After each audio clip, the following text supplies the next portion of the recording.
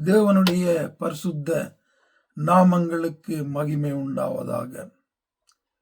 2 கொரிந்தியர் 8:5 வாசிக்கும் போது, மேலும் நாங்கள் நினைத்தபடி மாத்திரம் கொடாமல் தேவனுடைய சித்தத்தினாலே முன்பு தங்களை தாமே கர்த்தருக்கும் பின்பு எங்களுக்கும் ஒப்பு கொடுத்தார்கள்.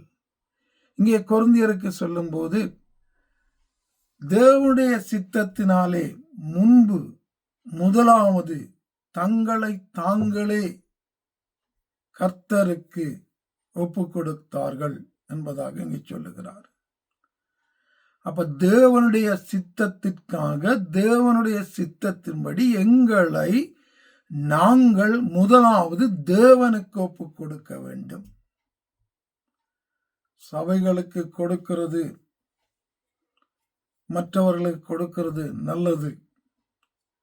முதலாவது தேவனுடைய சித்தம் எங்களை நாங்கள் ஆண்டவருக்கு ஒப்பு கொடுக்க வேண்டும். தேவனுக்கு எங்களை சமர்ப்பிக்க வேண்டும். தேவனிடத்தில் எங்களை கையளிக்க வேண்டும். தேவனுக்காக எங்களை ஒப்பு கொடுக்க வேண்டும். தேவனுடைய சித்தம் நிறைவேறுவதற்காக எங்களை ஒப்பு கொடுக்க வேண்டும். அப்படி ஒப்பு கொடுக்குங்கிற ஒரு மனிதனுடைய வாழ்க்கையில தான் தேவன் தன்னுடைய சித்தத்தை செய்யக்கூடியதாக இருக்கும். தெய்வம் எங்களை இரட்சித்தார், மீட்டுக்கொண்டார், மாற்றினார், கழுவினார், பரிசுத்தம் பண்ணினார், அபிஷேகித்தார், ஆவியானவரை தந்தார், பிள்ளைகளாகும்படி அதிகாரம் தந்தாரு. அப்படிப்பட்ட தெய்வம் நாங்க எங்களை அவருக்கு ஒப்பு கொடுப்பதை அவர் விரும்புகிறார்.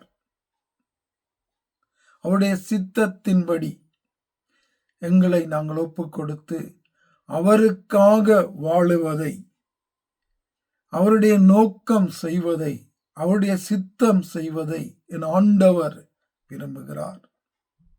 இந்த நாட்களிலும் தேவனுக்காக எங்களை கொடுக்கத்தக்கதான ஒரு இருதயம் எங்களுக்கு இருக்கா?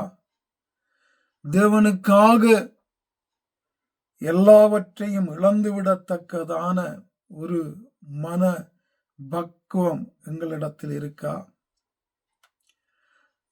தன்னைத்தானே ஒப்பு கொடுத்த இயேசுவுக்காக எங்களை ஒப்பு கொடுக்கத்தக்கதான ஒரு இருதயம் எங்களுக்கு இருக்கா?